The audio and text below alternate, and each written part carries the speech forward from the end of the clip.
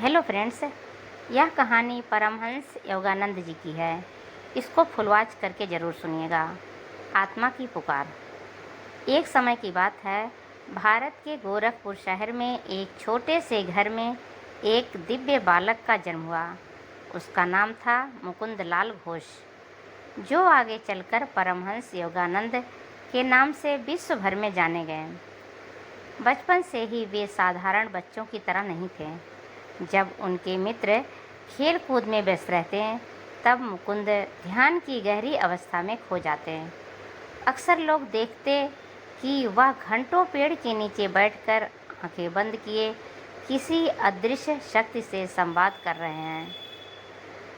एक दिन की बात है, छोटे मुकुंद की माँ ने उन्हें एक सुंदर हार दिया था और कहा, बेटा, यह केवल आभूषण नहीं है, इसमें मेरी आशीर्वाद और ईश्वर का स्मरण है।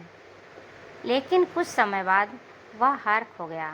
मुकुंद बहुत दुखी हुए और बार बार ईश्वर से प्रार्थना करने लगे, हे भगवान, अगर आप सच में हो तो मेरी माँ की निशानी मुझे वापस दिला दो।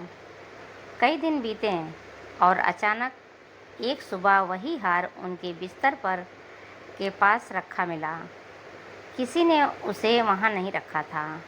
मुकुंद समझ गए कि यह कोई संजोग नहीं, बल्कि भगवान की कृपा है।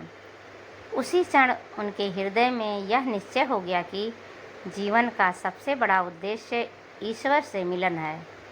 यही अनुभव आगे चलकर उन्हें महान गुरु श्री युक्तेश्वर गिरी के चरणों तक ले गया।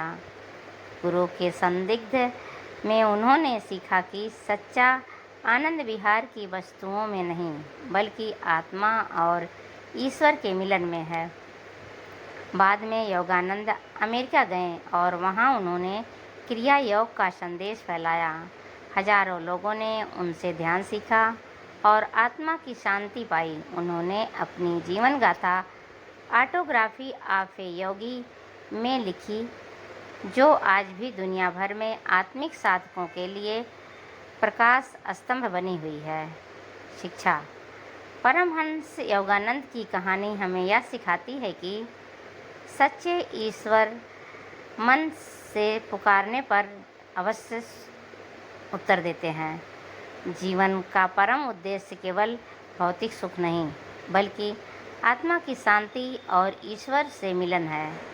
ध्यान और भक्ति ही वह मार्ग है जो हमें उस दिव्य सत्य तक ले जाता है। Thank you friends. यह कहानी आपको कैसी लगी कमेंट बॉक्स में ज़रूर बताइएगा। अगर अच्छी लगी हो सब्सक्राइब, लाइक, शेयर करना मत भूलिएगा।